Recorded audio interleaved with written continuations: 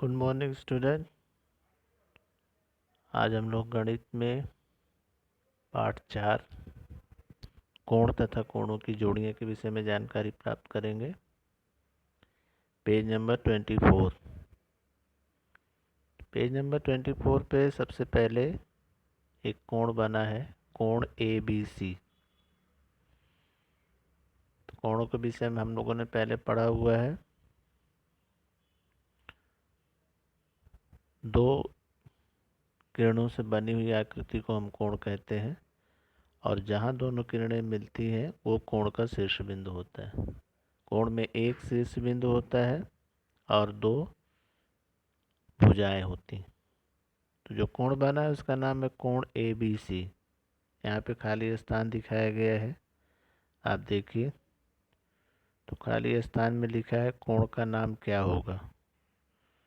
तो कोण का नाम अगर आप देखेंगे तो ये जो है कोण AB और C, यहाँ पे लिख सकते हैं कोण ABC। फिर उसके बाद कोण का शीर्ष बिंदु पूछा है, तो शीर्ष बिंदु जहाँ पर दोनों भुजाएं मिलाती हैं यानी B इसका शीर्ष बिंदु हो जाएगा।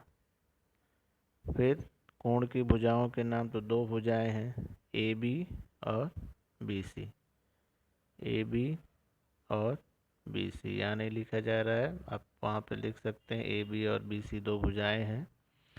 और भुजाओं पर दर्शाए गए बिंदु यानी भुजा पर कौन कौन से बिंदु हैं वो आपको दिखाना है। तो भुजा पे कौन कौन से बिंदु हैं, A, B और C। सबसे पहले आपने कोण का नाम लिखा कोण ABC पहले, फिर कोण का शीर्ष बिंदु कोण B, फिर कोण के शीर्ष बिंदु के बाद पूछा है कि भुजा भुजा भुजाओं के नाम, तो भुजाओं के नाम AB और BC है। और फिर कौन कौन से बिंदु हैं भुजाओं पर।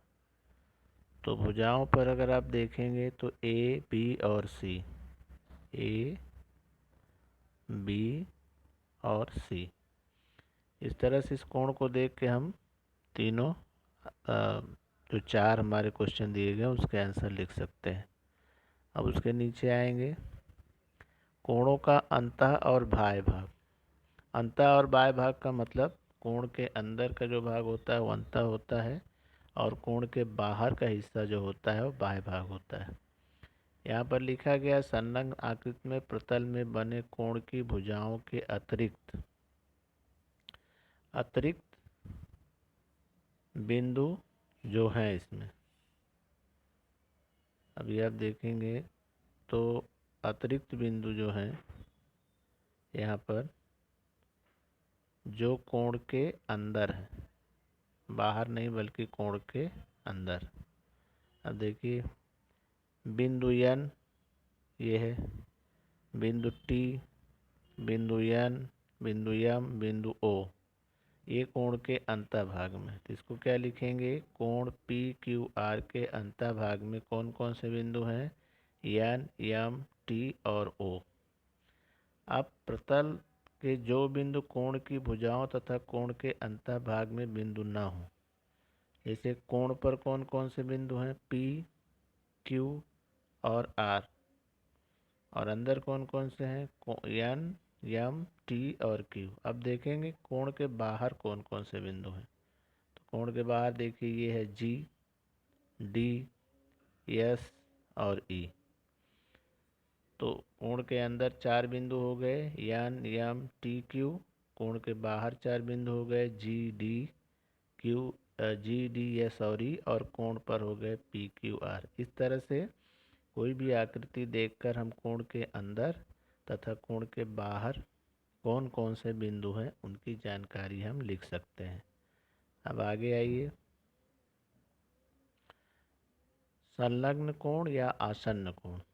यहाँ पर एक कोण बना हुआ है BMD और उस कोण BMD को किरण MQ वो दो भागों में बांट रही है, यानी MQ दोनों कोणों में आ रही है। तो संलग्न आकृति में जो किरण MQ है, ये किरण जो दोनों भागों में आ रही है, आप देखिए दोनों भागों में जो किरण आ रही है, तो दोनों भागों में ये किरण आ रही है, ये वाली, ये दोनों भागों में यानी दोनों कोणों में है। कोण बी एम क्यू में भी और क्यू एम डी में भी। और एम क्या है इसका? सामान्य शीर्ष बिंदु है। तो कोण के अंतःभाग में एक भी बिंदु सामान्य नहीं होंगे। जैसे यहाँ पर और यहाँ पर ये दोनों अलग अलग हैं, वे एक दूसरे के बगल में ऐसे कोणों को संलग्न कोण कहते हैं। कहने का मतलब कि ऐसा कोण जिसमें एक भुजा सामान्य हो। जैसे इसमें आप देख रहे हैं एम और क्यू ये सामान्य है, और एक बिंदु शीर्ष बिंदु उनका सामान्य होगा, जैसे एम सामान्य है, लेकिन अंतःभाग दोनों कोणों के सामान्य नहीं होंगे। ऐसे कोणों को संलग्न कोण कहते हैं। संलग्न कोणों की एक भुजा सामान्य होकर शेष भुजा सामान्य के विपरीत दिशाओं में होती है। जैसे ये भुजा सामान्य है एम और क्यू, और ये दोनों जो हैं ये इसके विपरीत दिशा में, एक इधर है और एक इधर है। अब तो संलग्न कोणों की एक भुजा सामान्य होकर शेष भुजा सामान्य की विपरीत दिशाओं में होती है, उनका शीर्ष बिंदु सामान्य होता है। संलग्न कोणों के अंतःभाग अलग अलग होते हैं। अंतःभाग अलग अलग होते हैं, ये अंतःभाग है, इसका अलग है, इसका अलग है।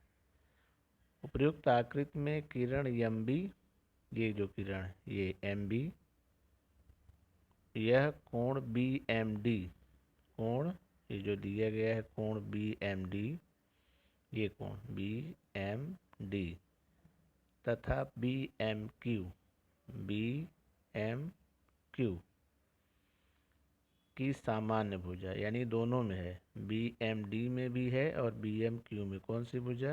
एम क्यू, ये दोनों में है, और उसके अंतःभाग अलग अलग नहीं है। तो इस तरह से ऐसा कोण जिसकी एक भुजा सामान्य हो, शीर्ष बिंदु सामान्य हो, लेकिन दोनों के अंतःभाग अलग अलग हों, ऐसे कोण को हम संलग्न कोण कहते हैं। अब आगे देखिए प्रश्न संग्रह 15, जो हमने पीछे पढ़ा वही लिखा गया है। अब प्रश्न संग्रह 15 में देखेंगे तो पहले क्या पूछा गया है, नीचे दी गई आकृति का निरीक्षण करो और दी गई कोण ए डब्ल्यू बी के लिए तालिका पूर्ण करो। अब ए डब्ल्यू बी की तालिका पूर्ण करनी है आपको। तो पहले क्या पूछा है, अंतःभाग में स्थित बिंदुओं के नाम। तो अंतःभाग में क्या है देखिए, एन है, एक्स है, सी है, आर है। तो यहाँ आप लिख सकते हैं एन एक्स सी आर, 4 बिंदु। फिर पूछा है बाएं भाग में, तो बाएं भाग में आप देखिए क्या है, टी है, यू है, उसके बाद क्यू है, पी है, वाई है, यानी 5 बिंदु हैं। कौन कौन से? टी, यू, क्यू, वी और वाई। इस 5 बिंदु यहाँ लिख देंगे।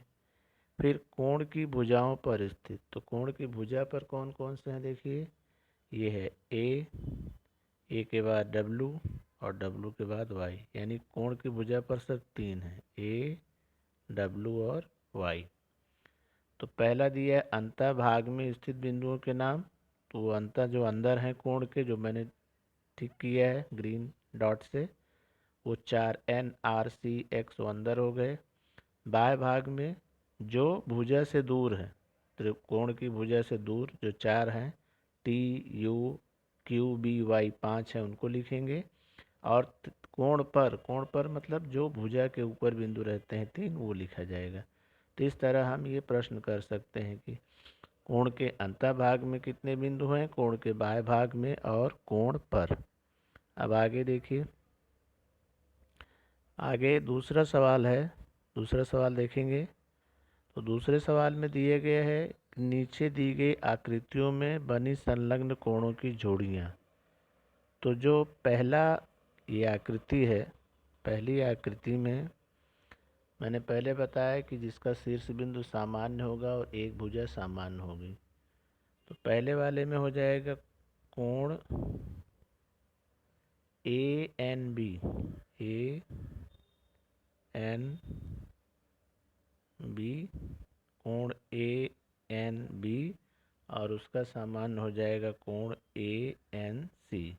इसमें जो एन सी है वो सामान्य भुजा है। फिर कोण ANC, ये वाला कोण ANC और कोण BNC, इसमें भी NC सामान्य हो जाएगी। तो दो जोड़ियाँ इसमें हो जाएंगी। अब दूसरी आकृति में आ जाइए यहाँ पर। तो इसमें देखिए ये है PQR, PQR। तो PQR और PQT, इसमें जो PQ है ये सामान्य है। तो कोण PQR और कोण PQT ये संलग्न कोण होंगे। तो इसमें दो उत्तर आपको देने हैं, दो ही उत्तर इसमें देना है। अब तीसरा प्रश्न दिया है, कोणों की निम्नलिखित जोड़ियां संलग्न हैं क्या? पहला लिखा है PMQ तथा RMQ। तो आप आकृति में देखेंगे अगर PMQ और RMQ, तो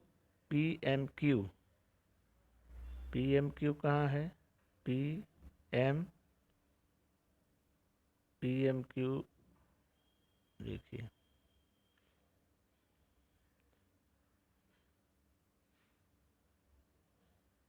ये है नीचे देखिए PMQ। उसके बाद दूसरी दी गई है, तो ये PMQ जो है और RMQ, इन दोनों में एक भुजा सामान्य है MQ, इसलिए पहला वाला संलग्न होगा। दूसरा RMQ और कोण SMR, इसमें भुजा सामान्य नहीं है, इसलिए सामान्य नहीं होगा दूसरा। तीसरा RMS और RMT, इसमें भुजा सामान्य नहीं है शीर्ष बिंदु, ये भी सामान्य नहीं होगा, संलग्न नहीं होगा। और चौथा है कोण SMT तथा RMS, तो ये इसमें भी एक भुजा सामान्य है और शीर्ष बिंदु सामान्य है और अंतः भाग अलग अलग हैं, इसलिए ये संलग्न कोण होगा। तो पहला संलग्न होगा, पहला संलग्न होगा, पहला वाला संलग्न होगा। ये दूसरा संलग्न नहीं होगा क्योंकि इसमें अंतःकोण अलग अलग नहीं है। तीसरा भी संलग्न नहीं होगा, इसमें भी अंतःकोण अलग अलग नहीं है। चौथा संलग्न होगा। तो इस तरह से प्रश्न संग्रह 15 में सिर्फ 3 सवाल दिए हैं, तीनों मैंने बताया है। आपको आकृति बनानी है, पेज नंबर 24 की जो आकृति बनी है वो लिखना है, दोनों आकृतियाँ। और प्रश्न संग्रह 15 में जो आकृति दी गई है और जो टेबल बना के लिखा गया, उस तरह से आपको तीनों सवाल करने हैं। बहुत आसान है, जैसा बताया गया वैसा करना है। Thank you.